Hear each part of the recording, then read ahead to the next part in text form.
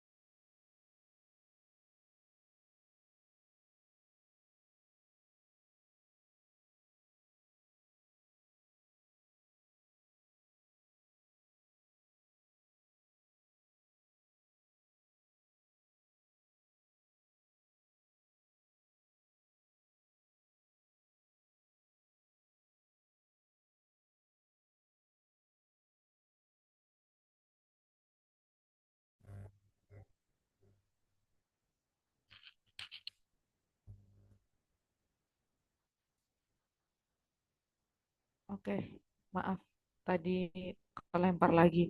Tadi sampai di Saifah Kahfi ada, Hadir Ibu. oke. Kemudian Felah Ridat Zihni,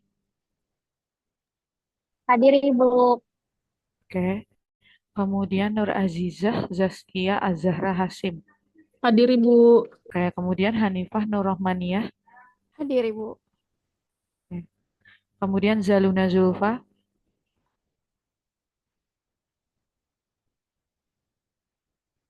Zaluna Zulfa ada, masih lomba,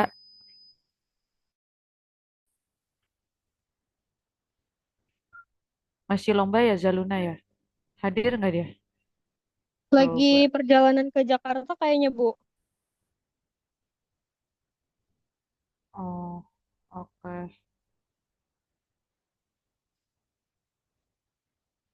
Kemudian Orchidka Nuranisa Amalia.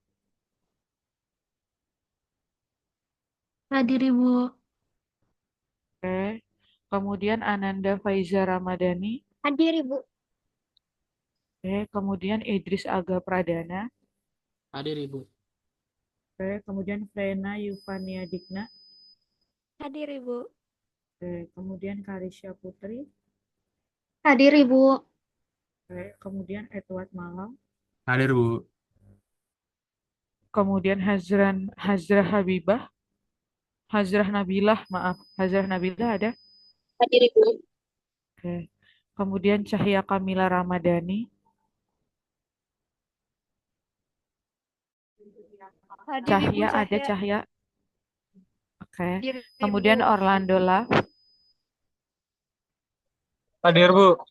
Oke, kemudian Salma Zahra Salsabila. Hadir Bu. Selalu hadir. Oke, oke. Kemudian Indah Sari. Hadir Ibu. Selalu Oke, hadir Bu. kemudian ya, kemudian Jaskam Jasida. Jaskam mana? Jaskam mana? Hadir Bu. Oke. Kemudian Noel Lagi Bu. Nathaniel. Hadir Bu. Oke. Kemudian Reynard Fidel Hertanto. Hadir Bu. Oke. Kemudian Ratu Aurora Harani Putri. Hadir Ibu. Kemudian Akila Mumtazah. Hadir Ibu. Oke. Kemudian Aziz Tunggal Trimanto. Hadir Bu. Oke. Kemudian Hari Purnama. Hari Hari Har. Purnama ada. Hadir Bu. Dapin marah-marah, Oke. Cok. Hah? Kenapa? Muhammad Davin? Davin? Vin? Vin. Hadir Bu. Oke. Kemudian Albert Gresta. Mana Albert nih? Hadir Bu. Oke. Kemudian Lydia Christine. Lydia Christine. Hadir Ibu. Oke. Aldi Remia Pramudia. Hadir Ibu. Hadir Bu. Oke. Kemudian Ataya Rinaldi. Ataya Rinaldi ada? Ada. Oke. Kemudian Leonardo Hadir ibu, hadir Mateis. ibu. Atau yang hadir ibu. Leonardo Mateis. Hadir bu. Oke. Hadir. Kemudian Eka Hadiwijaya. Hadir ibu. Oke. Kemudian Najwa Shahira. Hadir, Bu. Kemudian Naraya Azhara Meka. Hadir, Ibu. Oke. Sabrina Kirani Haryanto. Hadir, Ibu. Oke. Kemudian Rahmatullah Ibrahim.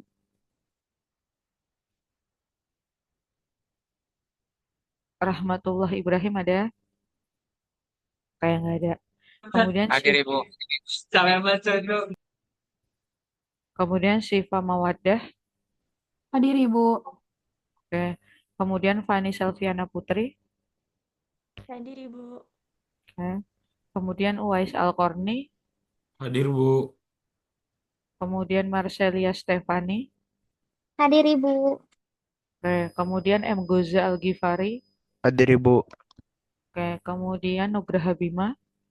Hadir bu. Oke. Kemudian Adi Atmaja Saputra. Adat Maja hadir bu. Baik, udah semua ya. Berarti yang nggak ada tadi Zaluna Zulfa dan udah Zaluna Zulfa aja kayaknya yang nggak ada. Ya.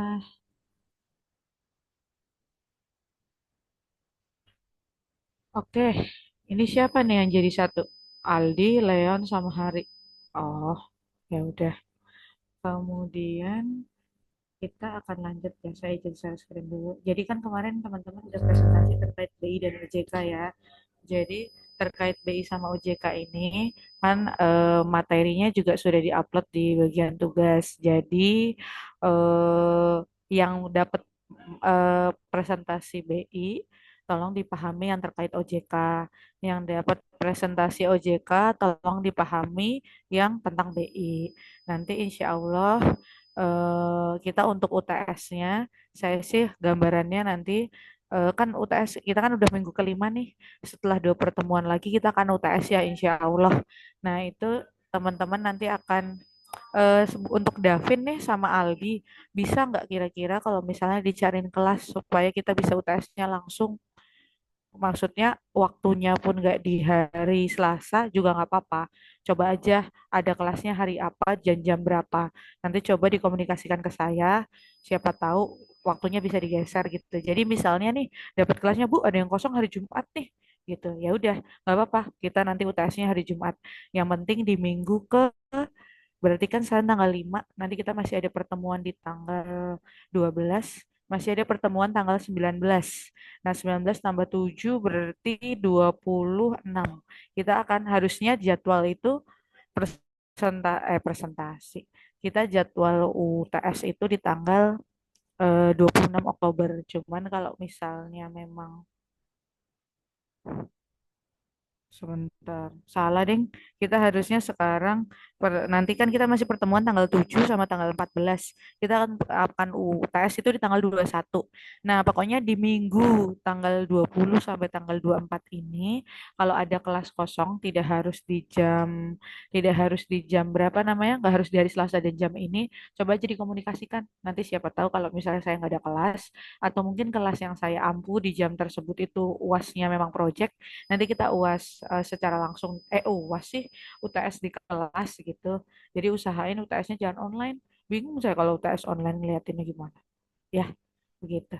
Terus nanti karena memang dari kemarin banyak teori juga yang akan keluar banyak teori. Cuman nanti sistemnya mungkin teman-teman akan dapat nih. Kita UTS nggak usah lama-lama, nggak usah sampai sejam. Paling UTS ya 30 menit, 40 menit. Tapi nanti soalnya banyak. Jadi kayak soalan isian kayak soal isian singkat gitu. Jadi teman-teman bisa mengerjakan sebanyak-banyaknya. Bisa ada 50 soal. Ya udah teman-teman dapat berapa bisa ngerjainnya. Kayak gitu. Dalam 30 menit itu. 30 menit sampai 40 menit lah nanti saya pertimbangin lagi. Jadi PR buat Davin sama Aldi adalah coba ya dicari-cari siapa tahu ada kelas kosong gitu.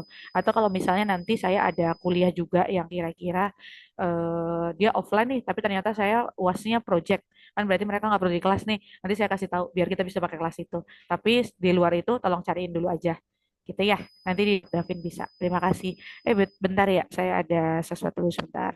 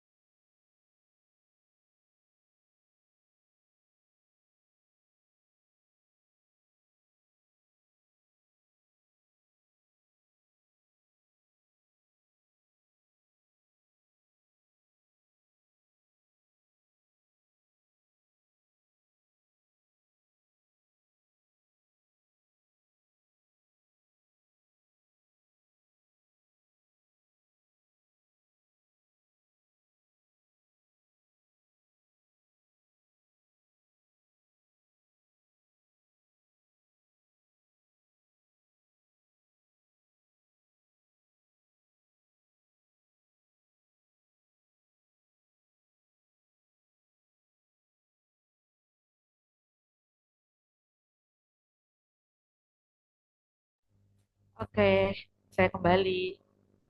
Kemudian ini siapa? Saya ini ya, izin share screen ya. Jadi hari ini kita akan belajar terkait money market. Jadi sebenarnya kan di awal kita kemarin udah mempelajari terkait pasar keuangannya. Cuman kan masih di kulitnya aja. Nah, yang di sekarang kita akan coba belajar money market secara lebih detail seperti itu. Saya izin tampilin share screen dulu.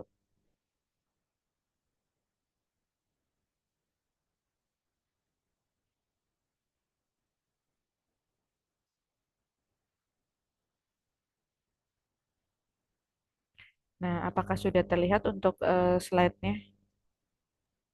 Nah, Bu.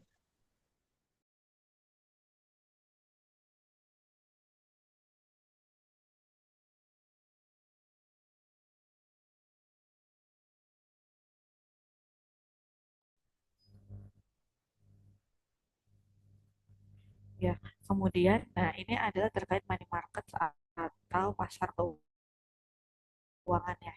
Nah, ini bentuk apa namanya mind map-nya itu agak panjang, dia panjang ke bawah gitu ya tinggi.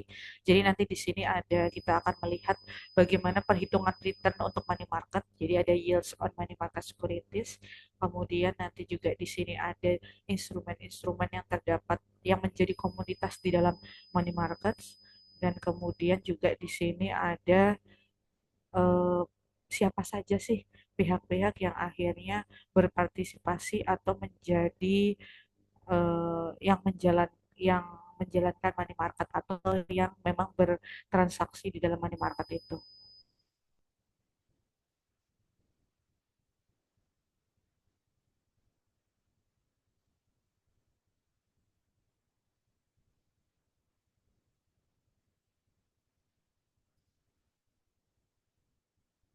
Nah, kemudian di sini juga nanti di terakhir kita akan terkait international aspect of money market. Jadi nanti kita sedikit aja international aspeknya apa. Nah, kita akan mulai dari overview kembali terkait money market. Sebenarnya money market itu apa sih? Nah, teman-teman kan kemarin udah ya sempat kita pas di awal, pas di introduction, itu ada financial market atau pasar keuangan gitu. Nah, pasar keuangan itu kan ada macam-macam. Nah, salah satunya itu adalah money market gitu. Nah, money market itu pengertiannya apa? Jadi dalam bahasa Indonesia money market atau pasar uang itu adalah tempat bertemunya antara pihak yang memiliki kelebihan dana atau bisa disebut juga sebagai pemberi dana dengan pihak yang membutuhkan dana atau pengambil dana. Nah, kalau money market itu ciri khasnya itu biasanya transaksinya itu adalah untuk jangka pendek gitu ya. Kalau jangka pendek itu umumnya kurang dari 1 tahun. Nah, transaksi di pasar uang ini melibatkan berbagai instrumen keuangan yang memiliki jatuh temponya itu relatif singkat. Ya tadi, salah satu ciri khas dari money market itu adalah dia sifatnya itu jangka pendek. Jadi memang jatuh temponya relatif singkat. Paling lama biasanya 1 tahun, tapi seringnya itu adalah kurang dari 1 tahun. Nah, si money market ini itu punya fungsi. Jadi money market itu punya fungsi untuk akhirnya menjadi bagian dari pasar keuangan ya atau financial market. Nah, fungsinya itu di sini ada tiga. Yang pertama itu adalah untuk memenuhi kebutuhan dana jangka pendek, yang kedua adalah mengelola likuiditas, dan yang ketiga itu adalah menunjang stabilitas sistem keuangan. Nah, di sini yang pertama, ingat-ingat ya, fungsi pasar keuangan itu yang pertama adalah memenuhi kebutuhan dana jangka pendek, kemudian mengelola likuiditas, dan yang terakhir itu adalah menunjang stabilitas sistem keuangan. Yang pertama itu adalah fungsi dari money market itu adalah memenuhi kebutuhan dana jangka pendek. Nah, maksudnya apa? Jadi baik pemerintah, kemudian perusahaan ataupun individu itu seringkali membutuhkan dana yang memang dalam jangka pendek. Jadi dia butuh dana dadakan dan memang dia pengennya itu jangka pendek aja gitu untuk jatuh temponya. Nah, tujuannya untuk apa? Tentu untuk berbagai keperluan. Bisa untuk membiayai operasional sehari-hari, membayar tagihan, atau memang dia perlu dana tadi untuk membayar atau memenuhi kewajiban jangka pendek lainnya. Jadi bisa dibilang kayak orang gali lubang tutup lubang gitulah ya. Jadi akhirnya meminjam mencari dana untuk akhirnya menyelesaikan kewajiban yang memang akan jatuh tempo. Nah, berbagi keperluan seperti itu kan butuh dana dalam jangka waktu pendek. Nah, itu bisa dengan datang ke pasar uang nih.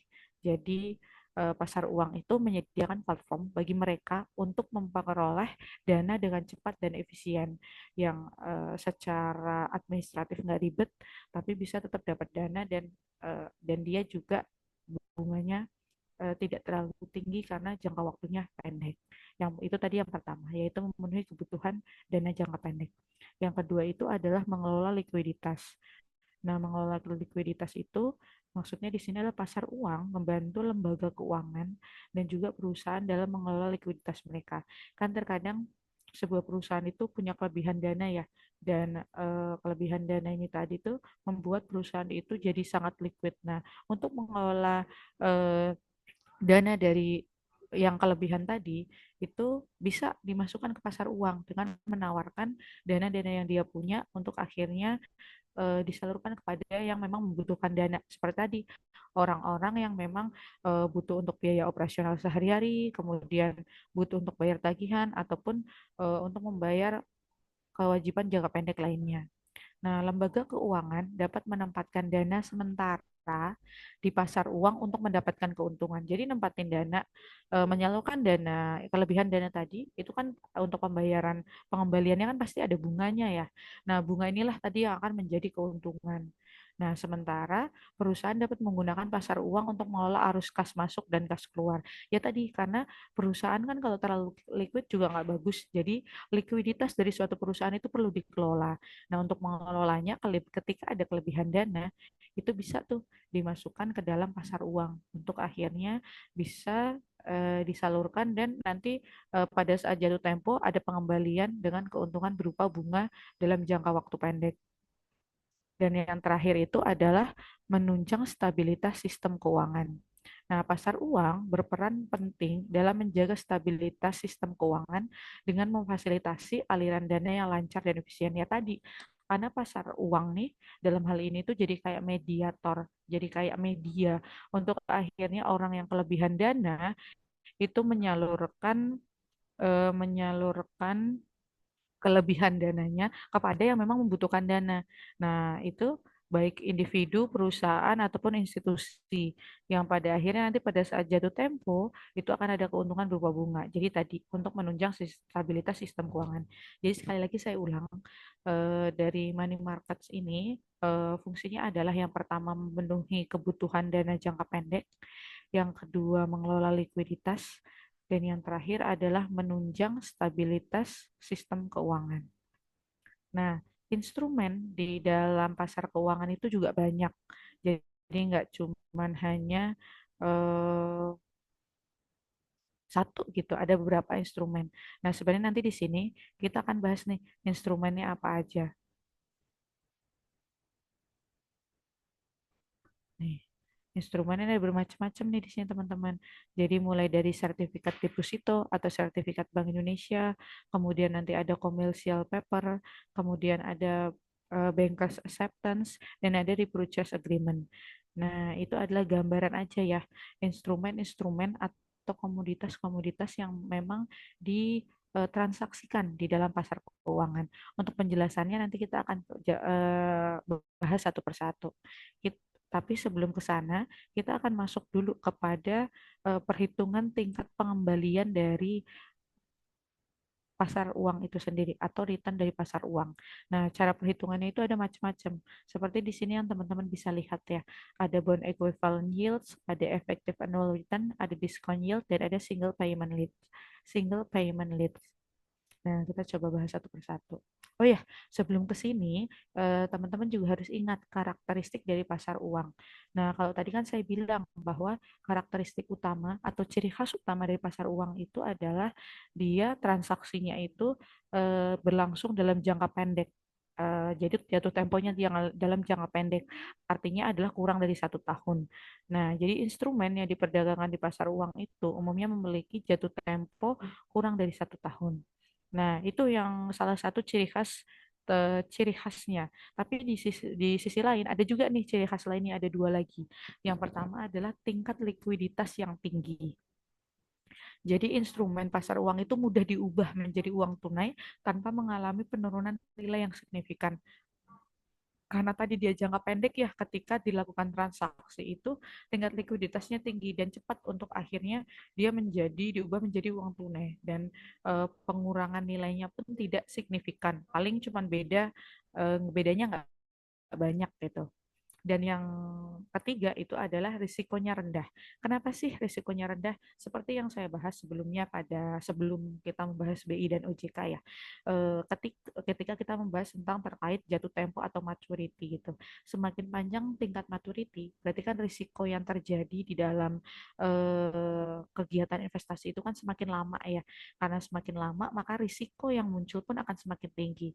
Nah, berarti mengakibatkan ketika jatuh temponya itu semakin panjang, resiko yang dihadapi pun semakin tinggi. Tapi ketika memang jatuh temponya itu pendek atau lebih rendah, itu biasanya pun karena asumsi posibilitas kejadian yang tidak diinginkan di dalam kurun waktu tersebut memang makin pendek, maka ya. Nah, inilah yang karena pasar keuangan ini merupakan suatu kegiatan bertransaksi di mana memang kurun waktunya memang tidak terlalu panjang, yaitu kurang dari 1 tahun, maka jangka waktu yang pendek tadi itu mengakibatkan risiko yang memang juga rendah. Jadi secara umum instrumen pasar uang itu dianggap memiliki risiko yang lebih rendah dibandingkan dengan instrumen pasar keuangan yang lainnya. Misal pasar modal, karena kalau pasar modal kan biasanya dia jangka waktunya itu kan lebih panjang ya. Nah, kalau jangka waktunya itu lebih panjang dan lebih dari 1 tahun, biasanya itu posibilitas kejadian yang tidak diinginkan atau resiko itu semakin banyak terjadi sehingga resikonya pun lebih tinggi. Beda kalau misalnya sama pasar uang yang dia jangka waktunya itu lebih pendek, maka secara asumsinya itu adalah posibilitas kejadian tidak diinginkan yang terjadi di jangka waktu yang lebih pendek itu lebih sedikit, maka resikonya lebih rendah. Jadi kalau ditanya apa sih karakteristik pasar uang, itu ada tiga: jangka waktu yang pendek, tingkat likuiditas yang tinggi, dan juga risiko yang rendah. Seperti itu.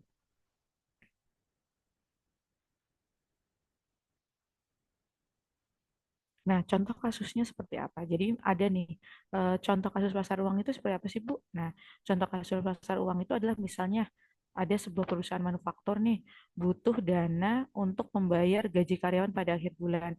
Anggaplah memang penghasilan dari apa yang dihasilkan dari perusahaan itu nggak cukup gitu. Maka untuk membayar gaji saja dia butuh dana dan akhirnya dananya diambil dari luar.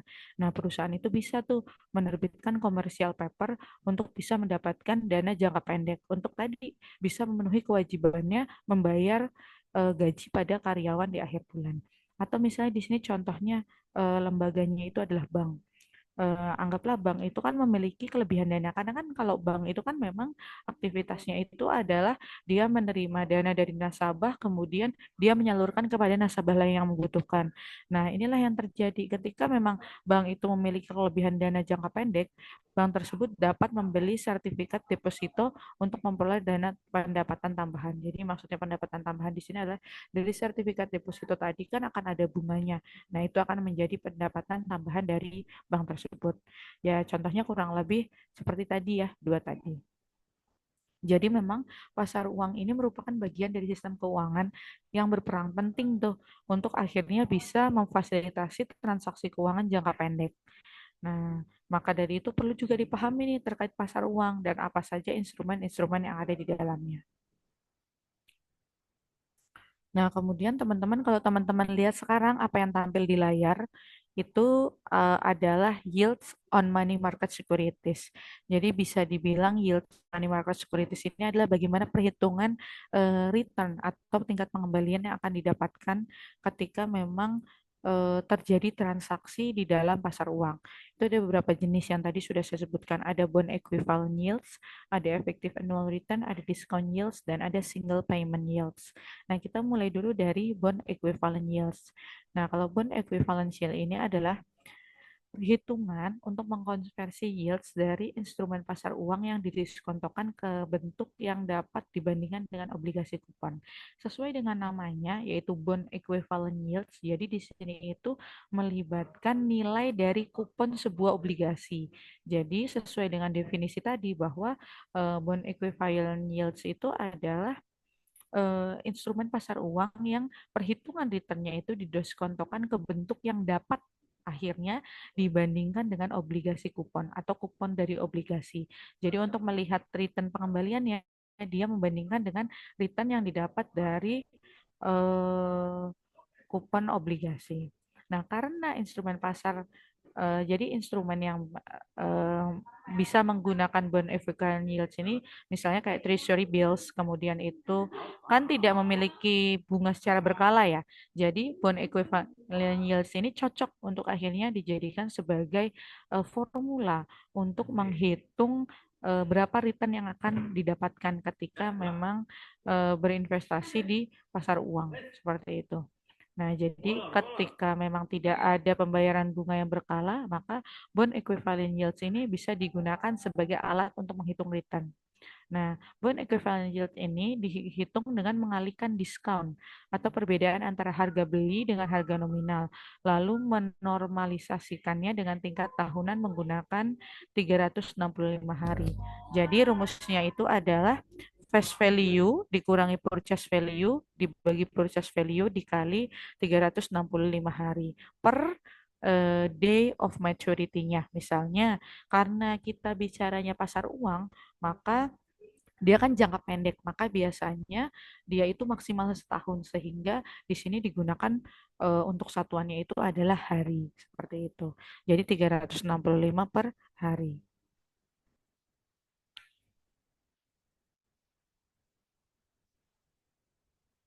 Nah, bond equivalent yield ini memberikan gambaran yang lebih setara dengan tingkat bunga obligasi. Karena tadi ya, karena memang dia tidak ada pembayaran bunga secara berkala, jadi hanya dilihat berapa bunga yang akan didapatkan ketika ada jatuh tempo, maka dia bisa tuh tadi dibandingkan dengan kupon dari obligasi untuk memperhitungkan kira-kira return yang akan didapatkan itu berapa. Nah, bond equivalent yield ini memungkinkan investor untuk membandingkan instrumen pasar uang dengan obligasi yang membayar yang memang membayarkan bunganya seperti itu. Nah, itu adalah cara perhitungan yang pertama. Cara perhitungan yang pertama tadi gampang rumusnya. Tinggal face value, kemudian dikurangi dengan purchase price, dibagi dengan purchase price. Nah, face value itu adalah nilai nominal dari instrumen tersebut dikali 365 per day of maturity. Itu cara yang pertama. Cara yang kedua untuk menghitung return itu juga bisa dengan menggunakan effective annual rate. Nah, effective annual rate ini adalah di compare with nominal interest rate. Jadi, efektif annual return menggambarkan tingkat pengembalian tahunan yang sebenarnya setelah memperhitungkan efek penggabungan. Nah, dalam konteks pasar uang, instrumen yang menghasilkan pengembalian dalam periode waktu yang lebih pendek dari 1 tahun bisa diukur menggunakan efektif annual return untuk memberikan pengukuran yang lebih akurat tentang pengembalian yang dihasilkan oleh investasi. Nah, rumusnya itu adalah 1 plus nominal rate dibagi N pangkat N minus 1. Sebenarnya rumus-rumusnya nih ya, teman-teman bisa lihat nih rumus-rumusnya di dalam buku Saunders itu sendiri. Buku Saunders yang teman-teman udah dapatkan untuk soft copy-nya. Nah, rumus bond equivalent yields, rumus effective annual return, itu semuanya ada di dalam situ. Begitu. Nah, dan yang ketiga itu ada discount yields. Nah, discount yields ini digunakan untuk instrumen pasar uang yang dibeli dengan harga diskon dari nominalnya. Contohnya misal treasury bills.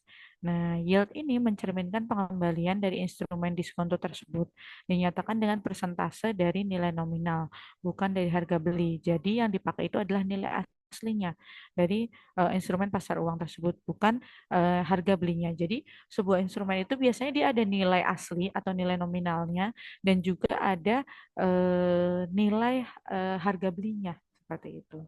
Nah, dalam perhitungan diskon yield ini, nilai diskon dinyatakan dengan persentase dari nilai nominal yang dihitungnya kalau yang diskon yield dia dihitungnya itu pakai dasarnya 360 hari. Kalau effective annual return dan bond equivalent yields tadi kan dasarnya itu 365. Nah, kalau diskon yields dia dasarnya itu adalah 360 hari.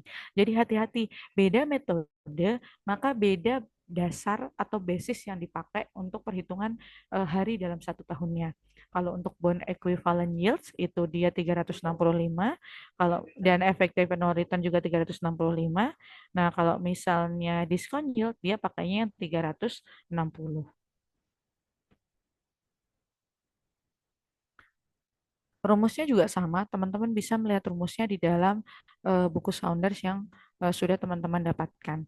Rumusnya sama mirip dengan yang bond equivalent yield. Bedanya, kalau tadi bond equivalent yield itu penyebutnya itu adalah dia price value atau harga atau purchase price gitu ya. Kalau untuk yang discount yield itu dia rumusnya itu dibagi dengan face value. Dan yang terakhir itu adalah single payment yields. Jadi kalau single payment yields ini adalah digunakan untuk sekuritas yang membayar pengembalian pada jatuh tempo tanpa adanya pembayaran bunga periodik. Nah, single payment yields ini mengukur pengembalian tunggal pada saat jatuh tempo dihitung berdasarkan perbedaan antara harga pembelian dan nilai nominal sekuritas. Nah, jadi si single payment yields ini adalah menggunakan harga pembelian sebagai dasar untuk menghitung yield atau return dan bukan nilai nominal seperti pada discount yield. Hal ini memberikan pengukuran yang lebih akurat tentang pengembalian dari investasi tersebut. Nah, rumusnya sebenarnya sama nih, sama kayak siapa namanya discount yield. Cuman bedanya itu adalah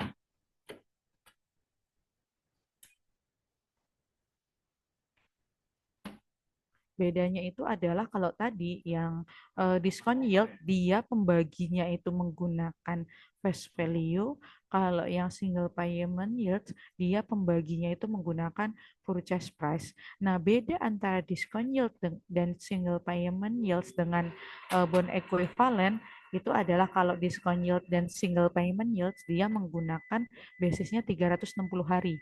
Tapi yang dua ini dia menggunakan basisnya 365 hari. Nah, itu adalah kurang lebih untuk perhitungannya ya. Nah, kemudian apa sih perbedaan lain, Bu, selain beda antara basisnya? Jadi, kalau misalnya bond equivalent yields itu biasanya akan dibandingkan dengan effective annual return. Sedangkan discount yield itu akan dibandingkan dengan single payment yield. Jadi kedua ini, jadi kalau bond equivalent yield itu asumsinya bahwa bunga itu tidak dapat dimajemukkan. Sedangkan kalau misalnya effective annual return itu memperhitungkan efek penggabungan bunga. Oleh karena itu, efek annual return itu biasanya hasilnya nanti akan jauh lebih tinggi dibandingkan bond equivalent yield. Karena kan kalau ini kan hanya tidak bunganya tidak dimajemukkan kan. Jadi bunganya maksudnya bunga tunggal gitu.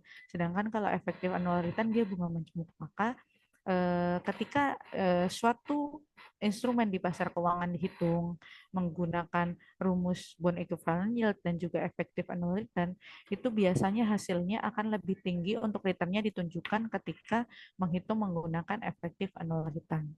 Itu untuk perbedaan antara bond equivalent yield dengan effective annual return.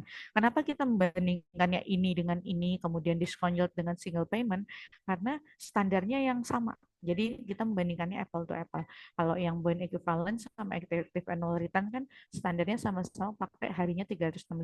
Sedangkan yang discount yield sama single payment yield itu pakai 360. Maka untuk membandingkan itu lebih cocok bond equivalent dengan effective annual return. Nah, kalau discount yield itu dengan single payment yields. Nah, tadi kita sudah melihat yang bond dan juga effective annual return. Biasanya ketika kasusnya sama, kemudian dihitung menggunakan dua cara yang berbeda ini, untuk returnnya akan terlihat lebih tinggi pada saat menghitungnya menggunakan effective annual return karena effective annual return itu menggunakan sistem bunga yang dikompunkan atau akhirnya dimajemukkan. Sedangkan kalau misalnya yang bond equivalent yield itu biasanya tingkat bunganya itu sama. Kemudian kalau discount yield versus dengan single payment yield. Nah, keduanya itu sama nih untuk menghitung return juga sebenarnya sama juga sama yang sebelumnya. Tapi kalau discount yield itu biasanya menggunakan nilai nominal sebagai basis. Kalau misalnya apa namanya bond equivalent yield-nya dia pakai harga pembelian begitu. Nah, kenapa sih kita harus mempelajari si yields ini gitu loh, return ini gitu ya. Yang digunakan adalah pentingnya memahami yield atau return itu untuk apa? Pertama, membandingkan investasi, kedua, mengambil keputusan investasi, dan yang ketiga, menganalisis perubahan tingkat bunga. Jadi, pentingnya kenapa teman-teman perlu memahami berbagai jenis cara perhitungan ini. Yang pertama, kalau misalnya investasi nih, ingin membandingkan berbagai jenis investasi yang ada, membandingkan imbal hasil atau return dari berbagai instrumen pasar uang. Supaya lebih akurat, maka perlu dinilai dengan berbagai jenis metode. Maka kita perlu nih memahami perhitungan untuk yields-nya. Yang kedua itu adalah mengambil keputusan investasi.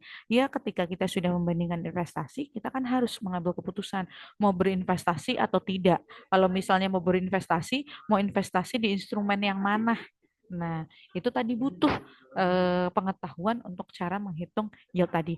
Dan yang terakhir adalah menganalisis perubahan tingkat bunga, yaitu menganalisis dampak perubahan tingkat bunga terhadap nilai investasi. Nah, jadi gunanya apa belajar rumus-rumus ini gitu loh. Gunanya apa memahami bedanya antara bond equivalent yield, kemudian effective annual return, discount yield, dan juga single payment yield adalah untuk tadi membandingkan investasi, mengambil keputusan investasi, dan menganalisis perubahan tingkat bunga seperti itu.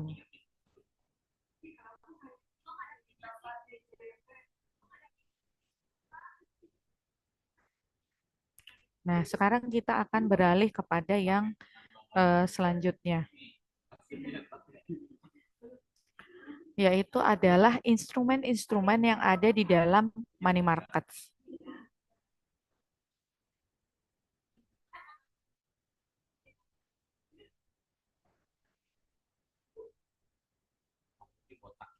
Nah, di dalam pasar uang itu ada beberapa instrumen yang ditransaksikan atau ada beberapa komoditas ya yang ada beberapa instrumen yang menjadi komoditas di dalam pasar uang itu.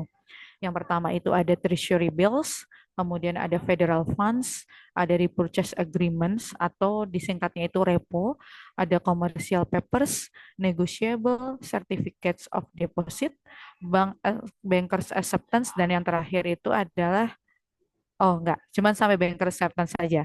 Yang terakhir itu adalah membandingkan ya berbagai jenis instrumen di dalam money market. Nanti kita ke situ. Kita lihat dulu untuk instrumennya ini tadi. Jadi berbagai jenis. Nanti kalau ditanya contoh instrumen atau komoditas di pasar uang itu apa? Nah, teman-teman harus bisa menyebutkan, oh ada treasury bills, kemudian ada federal funds, kemudian ada repo atau repurchase agreements, kemudian itu juga ada commercial paper, ada negotiable certificates of deposit, dan ada banker acceptance.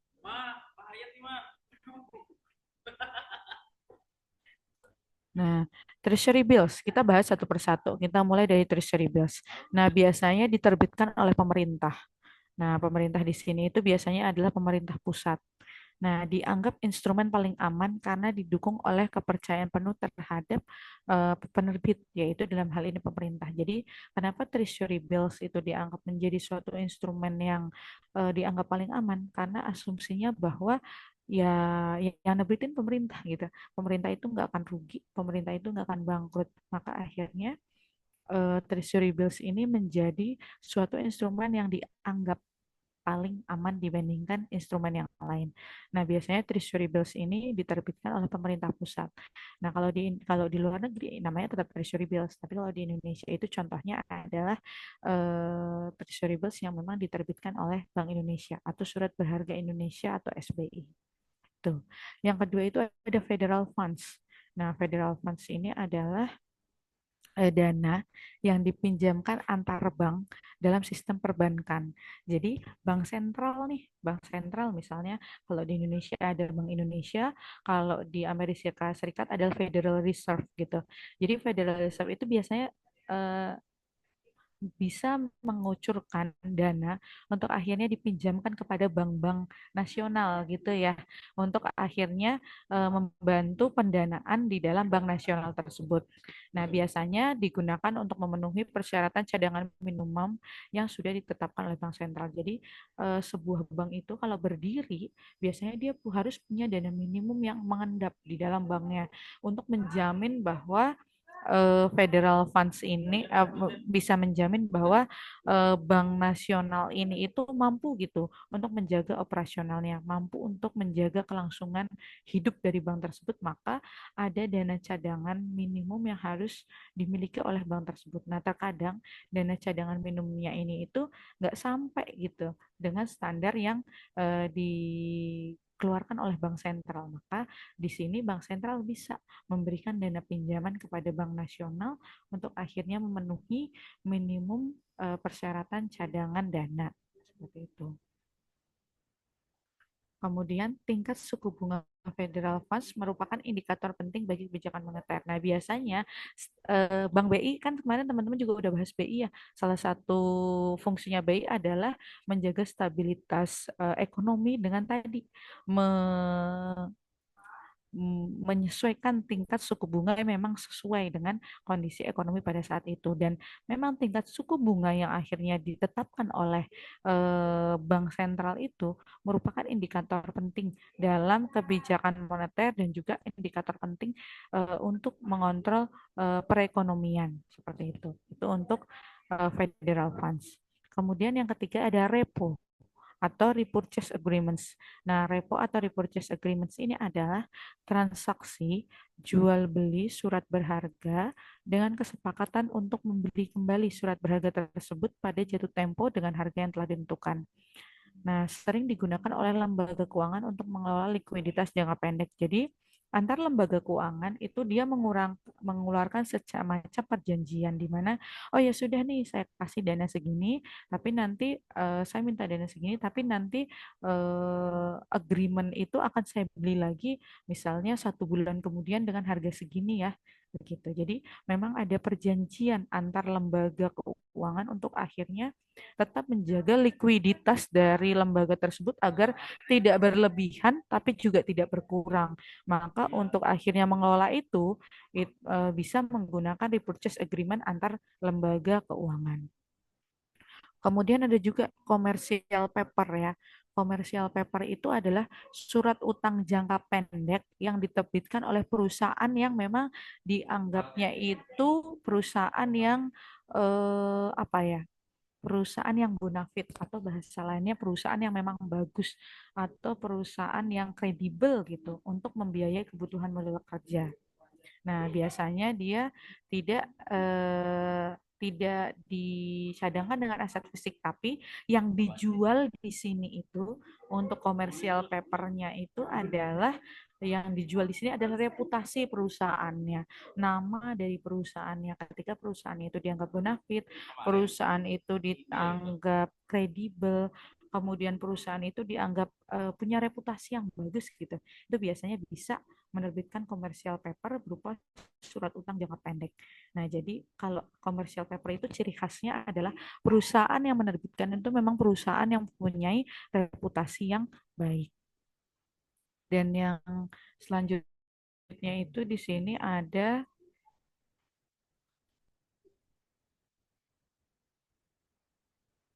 nah di sini kita ada dua lagi, yaitu ada negotiable certificate of deposit dan juga banker acceptances.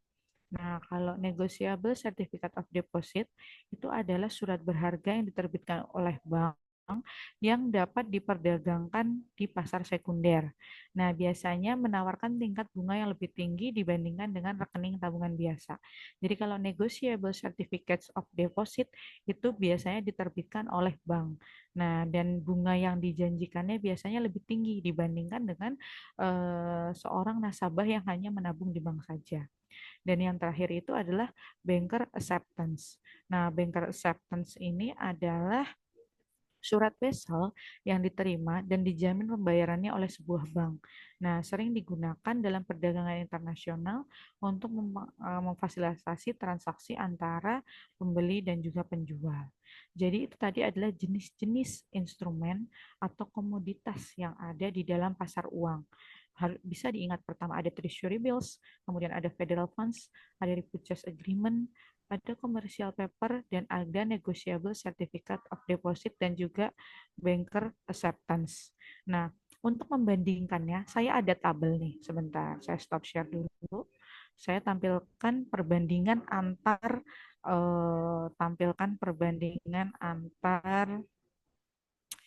instrumen tadi.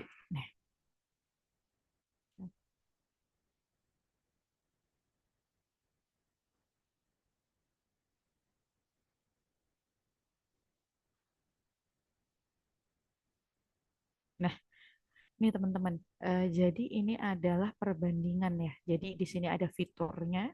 Fiturnya itu ada penerbitnya siapa, risikonya bagaimana, likuiditasnya itu sifatnya tinggi atau rendah atau sedang, jangka waktunya itu berapa lama, dan juga ada kuponnya atau tidak. Nah, ini tadi yang saya sebutkan ada treasury bills, federal funds, repurchase agreements, dan commercial paper, negotiable certificate of deposit, dan juga banker acceptance. Bisa dilihat di sini. Jadi ini sebenarnya summary atau summarize dari apa yang tadi sudah saya jelaskan. Misal nih, teman-teman lihatnya treasury bills itu diterbitkan oleh pemerintah. Nah, dia resikonya itu rendah, tetapi likuiditasnya tinggi. Dengan jangka waktu biasanya 3, 6, atau 12 bulan. Nah, kuponnya itu tidak ada karena dijualnya dengan diskon. Kita beralih ke yang kedua, Federal Funds. Karakteristiknya diterbitkan oleh bank. Kemudian risikonya juga rendah. Kemudian likuiditasnya itu tapi tinggi. Nah, jangka waktunya itu sangat singkat. Biasanya cuma hanya sangat singkat. Kadang bahkan ada yang cuma hanya 1 malam. Nah, biasanya kuponnya ada. Repurchase agreement yang menerbitkan siapa? Lembaga keuangan. Risikonya itu relatif rendah. Likuiditasnya itu tinggi. Nah, jangka waktunya itu singkat hingga menengah. Dan kuponnya itu tidak ada. Karena termasuk di dalam harga jual beli. Kemudian ada juga commercial paper. Nah, commercial paper di sini itu yang menerbitkan adalah perusahaan. Tadi harus diingat, ciri khasnya dari commercial paper adalah yang menerbitkan itu perusahaan yang mempunyai reputasi yang baik, perusahaan yang mempunyai citra yang baik, perusahaan yang dianggap bonafit, kredibel, reputable seperti itu. Tapi memang resikonya sedikit lebih tinggi dibandingkan dengan Treasury Bills, Federal Funds maupun Repurchase Agreement, yaitu dia sudah masuk ke tahap yang sedang. Likuiditasnya pun sedang, jangka waktunya singkat. Nah, kalau negotiable certificate of deposit itu yang menerbitkan sama seperti Federal Fund, yaitu dia bank yang menerbitkan risikonya rendah, kemudian likuiditasnya itu sedang, nah jangka waktunya itu singkat hingga menengah. Dan yang terakhir adalah bank acceptance. Nah, di sini penerbitnya itu bank, kemudian risikonya rendah, likuiditasnya sedang, dan jangka waktunya singkat. Nah, ini perlu teman-teman ingat untuk akhirnya bisa mendefinisikan atau bisa mengungkapkan gitu antar antar apa namanya? Antar instrumen, antar komoditas di dalam pasar keuangan ini apa bedanya. Jadi dari sini juga bisa dilihat bedanya. Misalnya, oh Federal Funds sama negotiable itu bedanya apa Bu? Oh kalau Federal Funds itu likuiditasnya lebih tinggi, tapi kalau negotiable certificates of deposit itu biasanya likuiditasnya sedang. Karena kenapa? Kalau yang Federal Funds itu dia itu jangka waktunya singkat, maka risikonya lebih rendah. Sedangkan kalau yang negotiable certificate of deposit itu singkat hingga menengah, maka untuk likuiditasnya itu dia sedang. Nah, ini nanti saya coba ini akan saya kirim ke Davin gitu ya. Jadi teman-teman bisa memahami ini.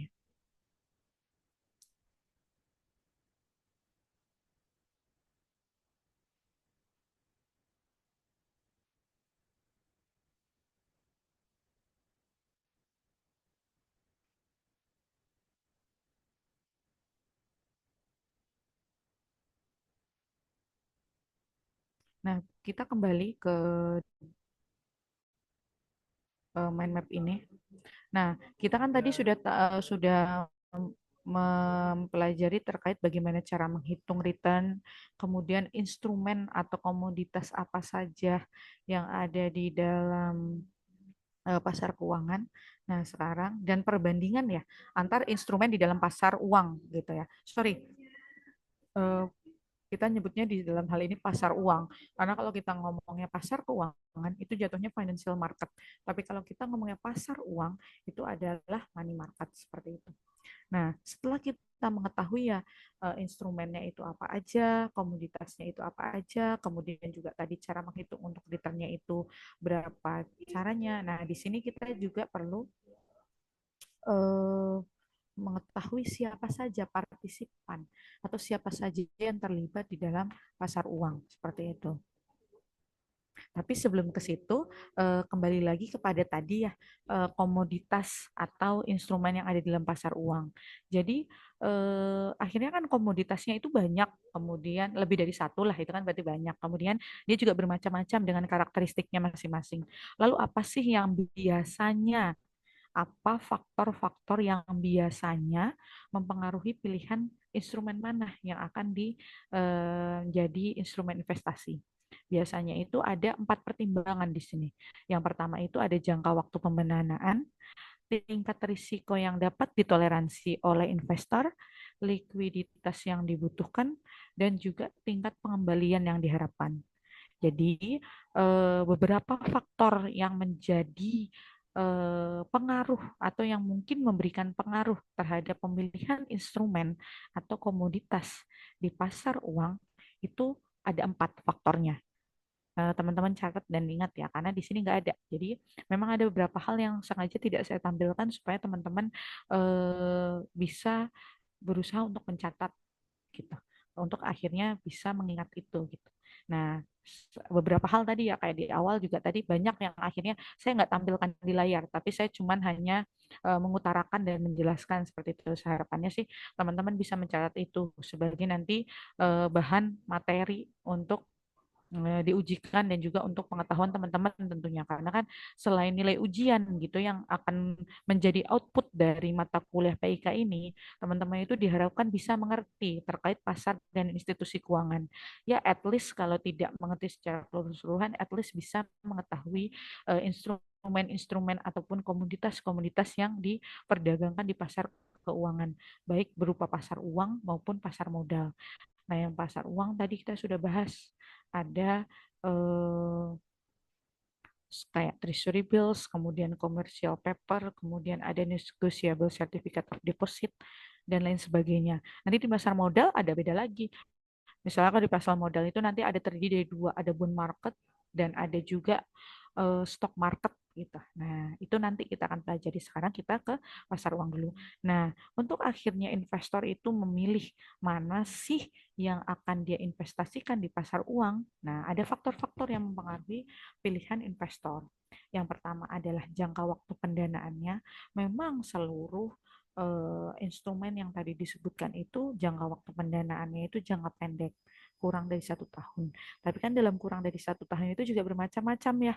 Ada yang tadi cuma overnight, ada yang tadi memang singkat, kemudian ada yang sedang sampai menengah.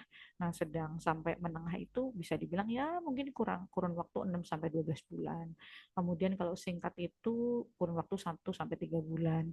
Atau kalau overnight berarti memang hanya di investasi tersebut hanya diinvestasikan selama semalam, besoknya udah dijual kembali atau sudah dibeli kembali oleh yang menerbitkan instrumen. Nah, itu adalah pertama, jangka waktu pendanaan. Nah, yang kedua adalah tingkat risiko yang dapat ditoleransi. Seperti yang sudah saya jelaskan sebelumnya bahwa setiap individu, setiap investor, setiap pihak yang akhirnya memutuskan untuk berinvestasi itu biasanya punya toleransi risiko masing-masing. Ada yang toleransinya rendah, ada yang toleransinya sedang, bahkan ada juga yang toleransinya tinggi. Ada yang memang menghindari resiko atau risk averse, ada yang akhirnya memang dia risk taker, berani gitu mengambil resiko. Nah, tingkat resiko yang dapat ditoleransi ini juga menjadi salah satu faktor yang memengaruhi mana instrumen yang akan dipilih untuk akhirnya dilakukan untuk berinvestasi. Itu yang kedua. Nah, yang ketiga itu adalah likuiditas yang dibutuhkan. Nah, mau seberapa liquid gitu loh yang akan dibutuhkan oleh pihak yang ingin berinvestasi ini. Nah, instrumen yang lebih liquid seperti treasury bills dan federal funds itu biasanya cocok untuk pihak-pihak yang membutuhkan likuiditas yang tinggi. Tetapi kalau misalnya dia pengen likuiditas yang sedang-sedang aja ya mungkin bisa tuh pakai negotiable certificate of deposit atau pakai instrumen lainnya yang tadi sudah dijelaskan sebelumnya. Dan yang terakhir itu adalah tingkat pengembalian yang diharapkan. Ini sebenarnya berkorelasi dengan penjelasan awal terkait yields atau return atau tingkat pengembalian tadi. Nah, kalau sudah bisa menghitung yields-nya, berapa sih yang saya mau gitu tingkat pengembaliannya. Nah, tadi bisa tuh diperhitungkan dulu untuk yields dari setiap instrumen yang ada. Baru nanti diputuskan mau memilih instrumen yang mana. Nah, biasanya instrumen dengan resiko yang lebih tinggi akan menawarkan pengembalian yang lebih tinggi. Ya, prinsip dasar dalam investasi, high risk, high return, low risk berarti akan menjadi low return. Gitu. Nah, jadi tadi ya, kalau diminta untuk faktor-faktor apa saja ya yang mempengaruhi pilihan jenis instrumen gitu di pasar uang, tadi bisa ada 4 yang harus diingat. Pertama adalah jangka waktu pendanaan, kedua adalah tingkat risiko yang dapat ditoleransi, likuiditas yang dibutuhkan, dan tingkat pengembalian yang diharapkan. Kita coba lanjut kepada peserta atau partisipan di dalam pasar uang. Nah, di sini sudah ditampilkan. Di sini adalah kalau di Amerika itu memang dia yang mempunyai role di dalamnya itu ada US Treasury dan juga ada the Federal Reserve. Nah, kalau di Indonesia berarti the Federal Reserve-nya diganti dengan Bank Indonesia. Yang kemarin teman-teman juga sudah presentasikan Bank Indonesia itu fungsinya apa, kemudian apa saja kebijakan-kebijakan yang diatur oleh Bank Indonesia, kebijakan moneter, kemudian tingkat suku bunga, kemudian inflasi dan lain sebagainya gitu. Dan juga ada juga statistik-statistik yang dikeluarkan oleh Bank Indonesia untuk memberikan informasi atau gambaran terkait kondisi perekonomian. Nah, kalau di Amerika Serikat memang bank sentralnya namanya the Federal Reserve. Nah, kalau negara-negara lain pasti mereka punya bank sentralnya masing-masing seperti itu. Misal kalau negara tetangga kita yang paling dekat tuh Malaysia, dia punya namanya BNM, Bank Negara Malaysia. Kalau Indonesia punya namanya BI, Bank Indonesia. Jadi intinya adalah kalau di sini disebut Federal Reserve, yang dimaksud di sini adalah yang menjadi salah satu peserta atau partisipan dari money markets itu adalah bank sentral itu sendiri. Seperti itu. Nah, kalau the US Treasury itu sebenarnya lebih kepada Departemen Keuangan ya. Jadi kalau di Indonesia itu ya Kementerian Keuangan gitu. Jadi kalau di US namanya US Treasury, kalau di Indonesia itu similar dengan Kementerian Keuangan. Nah, kemudian kalau yang Federal Reserve itu similar di Indonesia-nya adalah Bank Indonesia. Jadi kalau yang US Treasury itu adalah pemerintah Amerika Serikat melalui Departemen Keuangan itu merupakan penerbit utama dari Treasury Bills atau T-bills dan surat berharga lainnya di pasar uang. Seperti itu. Jadi aktivitasnya itu apa? Menerbitkan T-bills untuk membiayai defisit anggaran, mengelola utang publik, dan mempengaruhi kebijakan moneter. Nah, kalau Federal Reserve, Bank Indonesia, fungsinya apa? Yang kemarin sudah dijelaskan oleh teman-teman. Teman yang presentasi terkait fungsi dari adanya Bank Sentral atau Bank Indonesia, yaitu untuk mengatur pasokan uang atau bahasa kerennya itu money supply gitu. Jadi pasokan uang dan menjaga stabilitas sistem keuangan. Kemudian di sini adalah commercial banks. Nah, kalau tadi penerbitan instrumen namanya commercial papers, kalau di sini ada lembaga atau partisipan atau peserta di dalam pasar uang itu disebut sebagai commercial banks atau bank komersial. Nah, bank komersial ya bank yang teman-teman kenal sekarang. Bank nasional misal itu ada Bank BNI, Bank BCA, kemudian Bank Permata, bank apalagi Bank Mandiri, kemudian segala jenis bank yang lainnya gitu. Ada juga yang kalau itu kan yang konvensional, ada juga yang komersial bank, tapi dia itu bank syariah. Karena Indonesia kan memang menganut ekonominya itu ada dua, ada ekonomi yang biasa, ekonomi gitu ya. Ada yang ekonomi syariah, di mana si ekonomi syariah ini diwujudkan melalui salah satunya ada lembaga keuangan berupa bank syariah gitu. Nah, di sini bank komersial ini adalah lembaga keuangan yang paling aktif di pasar uang karena mereka bertindak sebagai perantara antara pihak yang memiliki kelebihan dana dengan pihak yang membutuhkan dana. Jadi bank itu kan sebenarnya sebagai bridge ya, sebagai jembatan gitu antara orang yang punya kelebihan dana dengan orang yang kekurangan dana. Nah, dia menjembatan itu, menyalurkan dana dari orang yang memiliki kelebihan kepada orang yang membutuhkan dana. Nah, tadi dia menerbitkan sertifikat deposito, kemudian memberikan pinjaman antar bank, dan juga berpartisipasi dalam transaksi repurchase agreement atau repo. Nah, kemudian di sini juga ada yang keempat itu ada money markets mutual funds. Nah, money market mutual funds ini adalah dana investasi kolektif yang berinvestasi pada sekuritas pasar uang seperti treasury bills, commercial paper, dan sertifikat deposit. Nah, gunanya lembaga ini adalah mengumpulkan dana dari investor individu dan institusi untuk kemudian diinvestasikan di pasar uang. Kan ada ya akhirnya investor-investor yang tidak ingin gitu secara langsung terjun atau terlibat untuk menginvestasikan dananya di dalam eh, pasar keuangan atau financial market, tetapi dia itu investasi tapi nggak mau pegang langsung. Nah, dia bisa tuh melalui mutual funds. Nah, karena kita dalam hal ini berbicara terkait pasar uang atau money market, maka di sini disebutnya itu secara khusus adalah money market mutual funds. Nah, tadi gunanya adalah memang dia mengumpulkan dana dari investor, baik individu maupun institusi yang khusus untuk disalurkan di dalam pasar uang atau diinvestasikan di dalam pasar uang. Yang kelima, di sini kita punya namanya brokers and dealers. Nah, brokers and dealers ini adalah perantara yang memfasilitasi transaksi pembelian dan penjualan sekuritas di pasar uang. Jadi kalau misalnya mutual funds tadi mengumpulkan dana, ya dia memang mengumpulkan dana dari investor, tapi kalau brokers and dealers itu cuman kayak yang memfasilitasi aja, tidak Jadi apa namanya, investor itu udah tahu mau kemana gitu, beli atau jualnya. Nah, tapi dia memfasilitasi si brokers and dealers. Beda kalau yang money market mutual funds tadi, pokoknya nih ada dana, tolonglah masukin kemana terserah gitu. Jadi memang otoritasnya atau kekuasaannya lebih tinggi di money market mutual funds karena dia punya kekuasaan untuk akhirnya mengelola dana yang diberikan kepadanya untuk diinvestasikan di pasar uang. Kalau brokers atau dealers kan hanya yang orang si investor yang berinvestasi ini udah tahu mau kemana.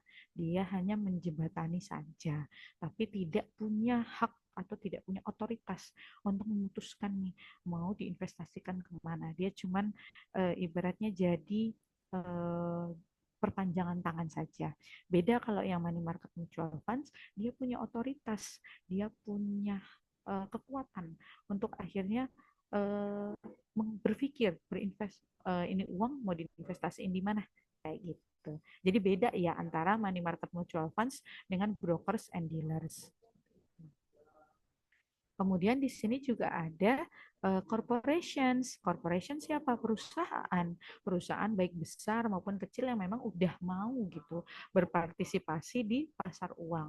Untuk tentu saja karena pasar uang ini ciri khasnya itu adalah kebutuhan dana pendek, berarti untuk memenuhi kebutuhan pendanaan jangka pendek atau mengelola kelebihan kas dari perusahaan tersebut. Karena ketika suatu perusahaan terlalu banyak kasnya, dia akan eksesif likuiditas atau mempunyai kelebihan likuiditas. Maka dari situ perlu disalurkan.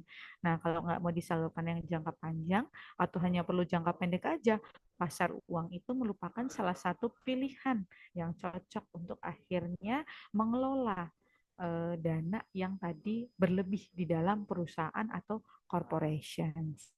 Nah, aktivitasnya itu biasanya menerbitkan commercial papers dan juga bertransaksi dalam kegiatan tadi yang dibuat oleh bank, misalnya repo, repurchase agreements, ataupun membeli treasury bills yang diterbitkan oleh pemerintah. Dan yang terakhir itu adalah other financial institutions, lembaga keuangan lainnya seperti perusahaan asuransi, dana pensiun, ataupun lembaga keuangan non-bank yang memang aktif di pasar keuangan, di pasar uang, yang dia memang mempunyai intention, mempunyai niat untuk akhirnya berinvestasi di pasar uang. Nah, dan yang tidak lupa yang terakhir itu adalah tentu saja selain pihak-pihak lembaga, individuals atau individu itu juga boleh berpartisipasi di pasar uang. Misal misal tiba-tiba Davin gitu ya, Davin atau Albert di sini dapat warisan gitu dari orang tuanya kan, dapat warisan 3 triliun misal kan. Nah, bingung nih duitnya mau dikemanain. Boleh tuh. Salah satu caranya bisa berinvestasi di pasar uang. Itu kan berarti mereka individu ya. Bukan seperti yang disebutkan sebelumnya. Yang dia sifatnya itu sebenarnya lebih ke lembaga. Jadi itu tadi adalah pihak-pihak yang akhirnya berpartisipasi nih di dalam pasar uang. Ada banyak ya, mulai dari yang memang dia tingkatnya itu lembaga pemerintah, sampai lembaga swasta, sampai juga memang individuals begitu. Dan yang terakhir itu adalah, oh ya, sebelum kita masuk ke international aspect of money markets gitu ya,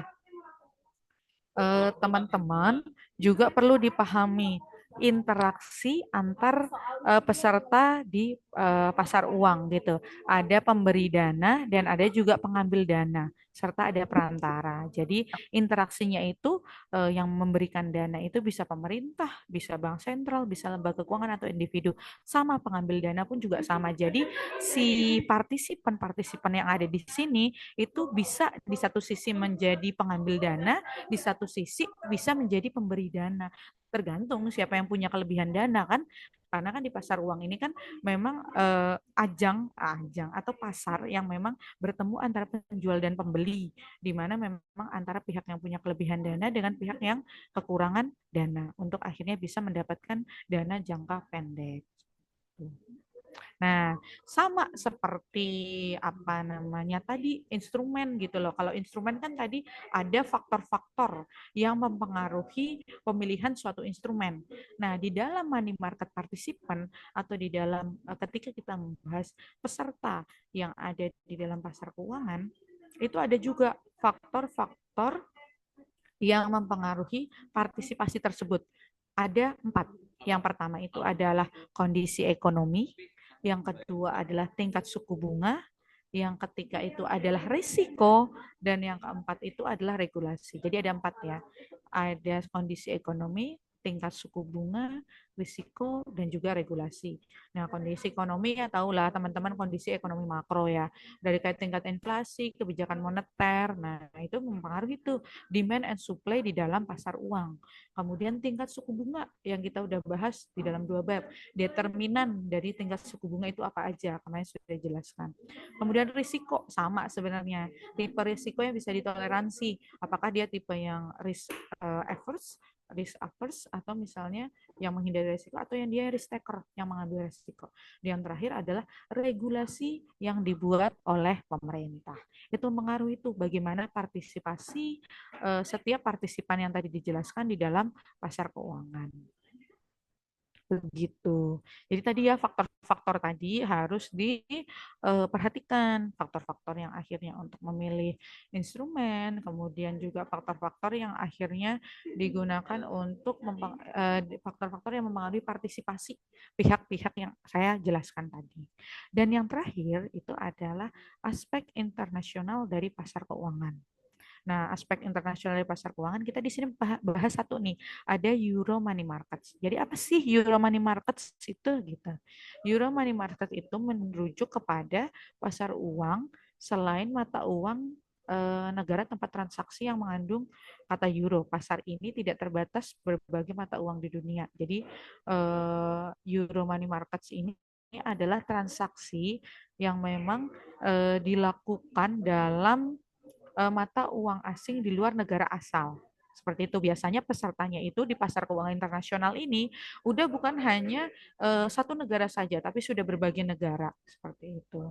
Nah, instrumen yang biasa diperdagangkan itu contohnya ada euro dollars, kemudian ada euro yen dan ada euro bonds. Jadi memang bahasanya di sini euro ya. Jadi di sini adalah bagaimana transaksi di pasar uang itu antara memang si euro dengan mata uang yang lain begitu.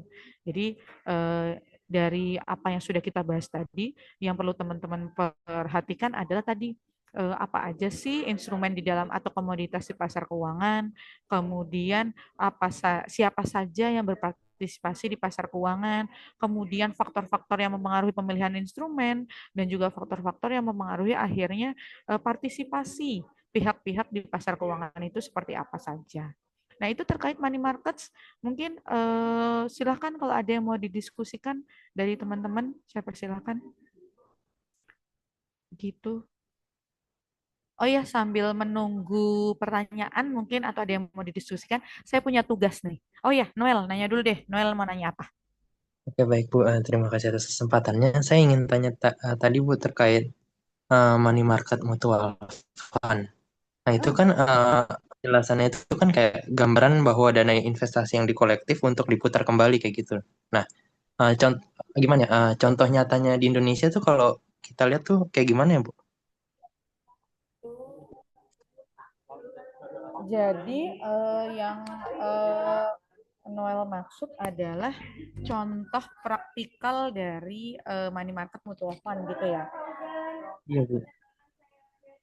Bentar, bentar. Mau jatuh. Bentar. Oke. Dadah.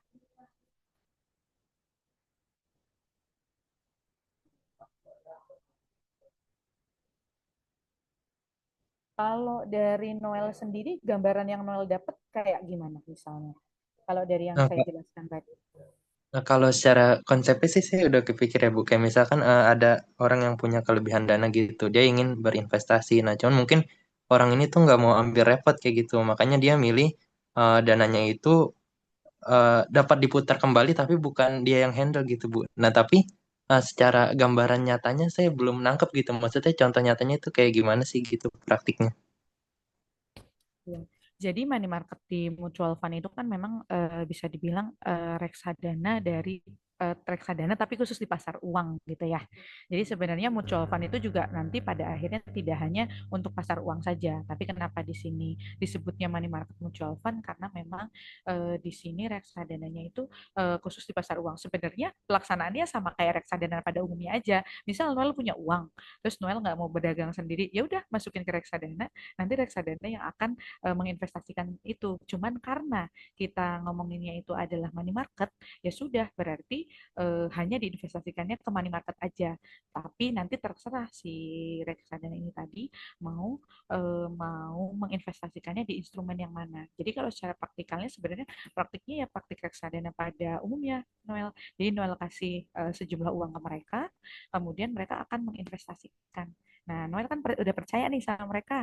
Nah, nanti ya sudah akan mereka investasikan sesuai dengan portofolio yang mereka anggap memang menguntungkan gitu. Tapi tadi apa namanya? Karena ini kita bicaranya money market, diinvestasikannya hanya khusus di money market aja. Walaupun secara praktiknya terkadang si reksadana ini tidak dipecah sih ya. Maksudnya pokoknya misalnya kita nih mau gitu apa namanya menginvestasikan uang tapi tidak berperan langsung ya, tidak bahasanya tidak main langsung gitu. Itu terkadang ya udah dicari yang paling menguntungkan aja, tidak selamanya harus selalu money market gitu. Biasanya disesuaikan dengan kebutuhan dana dari Noel. Noel butuh dananya gimana nih? Oh, butuh dana yang jangka pendek. Biasanya baru akan ke money market. Tapi kalau misalnya untuk investasi yang biar aman nih, uangnya biar nggak kepake, nah biasanya dia akan lari tuh ke pasar modal yang dia jangka waktunya lebih panjang. Tapi juga dilihat lagi, banyak sih faktor yang harus dilihat ya. Tadi kebutuhan dana, kebutuhan investasinya apa, sama tadi Noel sifatnya gimana. Noel itu, oh ternyata saya nggak terlalu suka yang beresiko nih. Nah, biasanya akan diambil tuh yang jangka-jangka pendek. Tapi kalau Noel suka yang misalnya yang memang lebih beresiko supaya bisa dapat apa namanya return yang lebih tinggi gitu, biasanya baru akan coba ke instrumen yang jangka panjang. Jadi sebenarnya konsepnya itu sebenarnya reksadana, tapi tadi karena kita ngomonginnya itu adalah money market, jadi difokuskan ke money market saja. Walaupun praktiknya tidak selalu seperti itu. Tetap tadi disesuaikan dengan kebutuhan investor dan juga profil resiko, kemudian juga kondisi ekonomi. Tapi intinya adalah kalau yang money market mutual funds berarti ketika kita punya dana, kita mempercayakan dana tersebut kepada lembaga mutual funds untuk akhirnya menginvestasikan dana tersebut. Begitu sih Noel. Oke, baik, makasih ya Bu.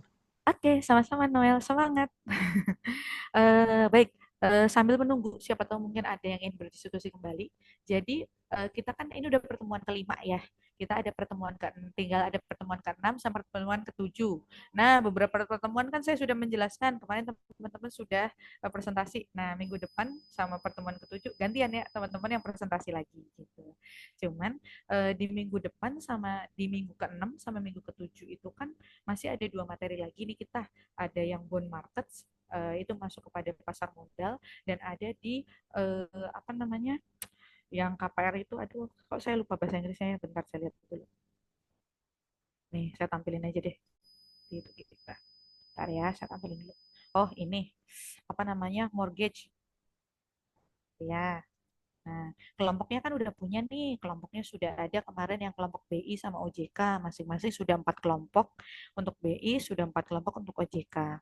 Nah, sekarang teman-teman silahkan dari misalnya 4 kelompok BI gitu ya, 4 kelompok BI nanti mungkin bisa untuk yang bond market. Dibagi aja nih, ini kan ada 4 nih pas, mungkin menjelaskannya masing-masing satu, misalnya eh, yang kelompok satu menjelaskan bond market securities, yang kelompok dua menjelaskan bond market participant, yang kelompok tiga menjelaskan comparisonnya, yang keempat international aspeknya. Sama juga dengan mortgage market, nanti masing-masing ada yang menjelaskan primary, ada yang menjelaskan secondary, ada yang menjelaskan participant, dan ada yang menjelaskan internasional. Jadi teman-teman silahkan diatur saja dengan teman sekelasnya siapa yang mau mengambil bond market, siapa yang mau mengambil mortgage market. Tapi begini, untuk PPT-nya saya harap bisa dikumpulkan itu maksimal. Kita kan ini kuliah hari Selasa. Berarti teman-teman maksimal kumpulkan di hari Senin minggu depan. yaitu di tanggal 6 jam 23.59. Biasa dikumpulkan di G Drive. Nah, tetapi yang akan mempresentasikan terlebih dahulu itu adalah yang kelompok untuk bond market. Itu akan presentasi di minggu ke-6. Yang kelompok mortgage market itu akan presentasi di minggu ke-7. Begitu. Jadi satu kali pertemuan itu kita akan ada 4 kelompok. Karena kalau kemarin kayaknya 8 kelompok kan waktunya pendek banget ya, keburu-buru banget. Makanya kita coba sekarang dibagi 2 supaya waktunya bisa lebih panjang. Tapi tadi setiap kelompok itu sudah ada bagiannya masing-masing.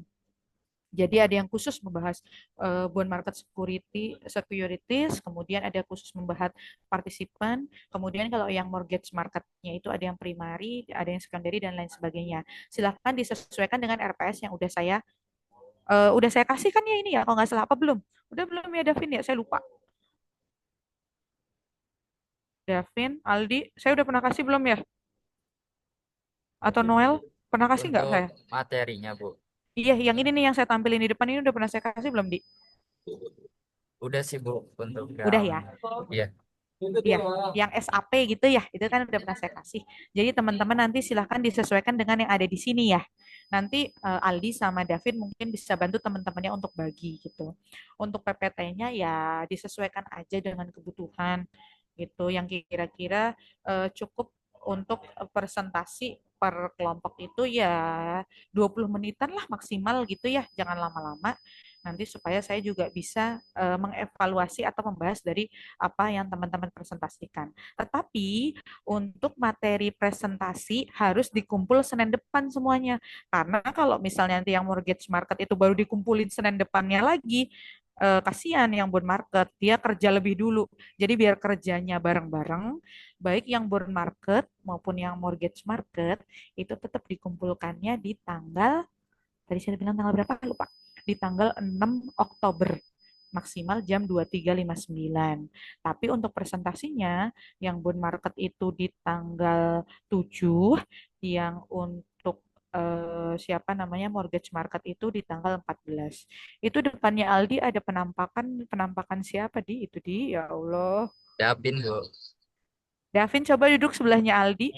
Itu Sudah. kenapa yang kelihatan di layar cuman Aldi doang, padahal di situ ada Aldi, Leon, Hari sama Davin. Hari mana Hari? Siapinnya lagi ke toilet tadi.